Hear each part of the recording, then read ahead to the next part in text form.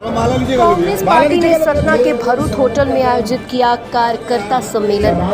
Congress party का कार्यकर्ता सम्मेलन बुधवार को सतना के सिविल लाइन स्थित भरूच होटल में आयोजित किया गया। इस मौके पर AICC के राष्ट्रीय सचिव एवं मध्य प्रदेश के प्रभारी हरीश चौधरी, प्रदेश कांग्रेस कमेटी के प्रदेशाध्यक्ष जीतू पटवारी एवं कांग्रेस के वरिष्ठ नेता पूर्व नेता प्रतिपक्ष अजय सिंह राहुल मुख्य रूप से शामिल रहे। जिला स्तरीय कार्यकर्ता सम्मेलन के पूर्व नगर में जगह जगह स्वागत कार्यक्रम हुआ। वरिष्ठ नेताओं ने अपने संबोधन में कार्यकर्ताओं को मिशन 2028 की तैयारी में अभी से जुट जाने की एवं नीचे स्तर तक संगठन को मजबूत करने के साथ एकजुटता का संकल्प दिलवाया।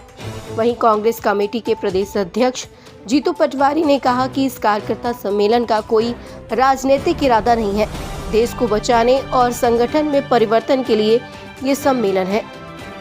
सत्ता से ब्यूरो चीफ अहेश लारिया की रिपोर्ट। जनादेश दिया है, हमें विपक्ष का जनादेश दिया है। हमारा दायित्व है कि भारतीय जनता पार्टी जो एक साल में नई सरकार में आई, अद्भुत अकल्पनीय माफियाओं के राज के रूप में उसमें प्रदेश चल रहा है। अभी आप देखो कि किस तरह की अराजकता है कि मोहन यादव जी का 2 दिन पहले जन्मदिन था। उनके भोपाल, इंदौर जहाँ विज्ञापन आए, माफियाओं से, हिस्ट्री सीटरों से, जो बड़े बड़े तड़ी पार लोग हैं, उन्होंने उनको विज्ञापन दिया और मुख्यमंत्री के फोटो के साथ। ये मैसेज क्या है? यानी मध्य प्रदेश में गुंडाराज आ गया है।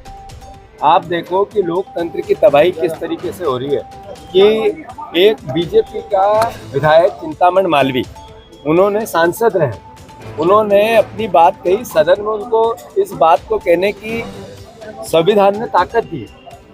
उस बात पर भारतीय जनता पार्टी ने उनको नोटिस दे कहा क्या, किसानों की जमीन का जो भूमि अधिग्रहण अधिनियम के संविधान के विपरीत आप लैंड पुलिंग एक्ट लेके आए, वो गलत है। ये भू माफियाओं को मध्य प्रदेश के किसानों की जमीन दे रहे हैं, क्या गलत कहा? वो दलित था, इसलिए दलित समाज से परिवार का साथी आता था, इसलिए उसको दबाया जा रहा है। उनने किसानों की बात की, इसलिए उसको दबाया जा रहा है। क्या भू माफियाओं को मुख्यमंत्री संरक्षण देना चाहते हैं, इसलिए उनको दबाया जा रहा है? अरे ये बात हम तो कह ही रहे थे, बार बार कह रहे थे, हर बार कह रहे थे, और बीजेपी के अंदर से भी आवाज उठी, उसको भी दबाई जा रही है। यानी कांग्रेस की जिम्मेवारी बढ़ गई, कांग्रेस के नेताओं की जिम्मेवारी बढ़ गई, कांग्रेस के कार्यकर्ताओं की जिम्मेवारी बढ़ गई। इस तरह की अराजकता से लड़ने के लिए कांग्रेस के संगठन को मजबूत करने की आवश्यकता है, कांग्रेस की विचारधारा को मजबूत करने की आवश्यकता है। इसके लिए प्रथम सबका दायित्व है, एक एक कार्यकर्ता का, एक एक नेता का, कि समन्वय से पार्टी चले, संघर्ष से पार्टी चले, पार्टी का निचला स्ट्रक्चर पंचायत कांग्रेस कमेटी का गठन हो, यहाँ पर मोहल्ला कमेटियां बने। जो चुनाव आएंगे अभी 1.5 साल बाद, पंचायत के और नगरीय निकाय के, नगर निगम के, उसमें कांग्रेस के कार्यकर्ताओं की लड़ाई कांग्रेस के नेता लड़े, पार्टी लड़े। ये परिस्थितियां इस तरीके से बनाने की वकायदे चालू है और इसी के लिए सतना, रीवा और सिंगरौली का हमारा धुरा है। भूमि अधिग्रहण अधिनियम के विपरीत जो भूमि एक्ट आया और अधिग्रहण तानाशाही से हो रहा है, इसका खिलाफत कर रही कांग्रेस पार्टी, इसके विरोध में खड़ी है कांग्रेस पार्टी। जमीन के मालिक इस देश के धरती के पुत्रों के साथ खड़ी है कांग्रेस पार्टी। हम सिंगरौली में परसों जा रहे हैं, वहां पर सबसे पहले अधिग्रहण का विरोध करेंगे, इस सरकार की नीति का विरोध करेंगे, उसके लिए जेल जाना पड़े तो जाएंगे। पूरी पार्टी का एक एक नेता भूमि अधिग्रहण अधिनियम के अंतर्गत किसानों की यातनाओं के खिलाफ इस सरकार के विरोध में खड़ा है, किसान के साथ खड़ा है, और इसी के लिए कांग्रेस के संगठन को मजबूत करना और विपक्ष का दायित्व निभाना, ये दोनों विंध्य के दौरे का आयोजन। जीतू जी, अभी आरएसएस ने एक बयान दिया है प्रेस कॉन्फ्रेंस करके, उन्होंने बताया कि जो पुराना भोपाल है, जहाँ पे बहुसंख्यक मुस्लिम है, वहाँ पे जो है तो हिंदू पलायन कर रहे हैं। उस पर आपकी क्या प्रतिक्रिया है? उन्होंने सर्वे किया है और चिंता जताई है।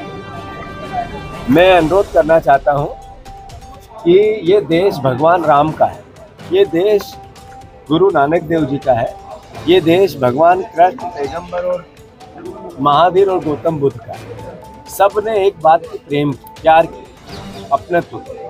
उनने किसी ने नहीं सिखाया ये बात कि इस देश में नफरत पैदा हो। मैं जो लोग 500-500 साल पुरानी कब्र उखाड़ के आज का माहौल बिगाड़ना चाहते हैं, इससे भारतवर्ष भविष्य का नहीं बन सकता। जो नफरत फैलाकर संगठित करना चाहते हैं हिंदुत्व के नाम पे, वो देश नहीं बनाना चाहते। इस देश में रहने वाला एक एक साथी, एक एक परिवार का व्यक्ति भारत का नागरिक है, भारत का में रहने वाले, इसमें सबका खून लाल है। मैं अनुरोध करता हूँ इस देश के राजनेताओं, मैं अनुरोध करता हूँ इस देश के सामाजिक संगठन, राजनीतिक दलों से कि नफरत फैलाकर आप सत्ता आपको मिल जाएगी और मिल रही है, पर देश नहीं बनेगा। एक दिन जो हालात बन रहे हैं वो हालात देश हित में नहीं बने। जो नरेंद्र मोदी जी का देश नया भारत बना है उसमें सिर्फ नफरत और घृणा है।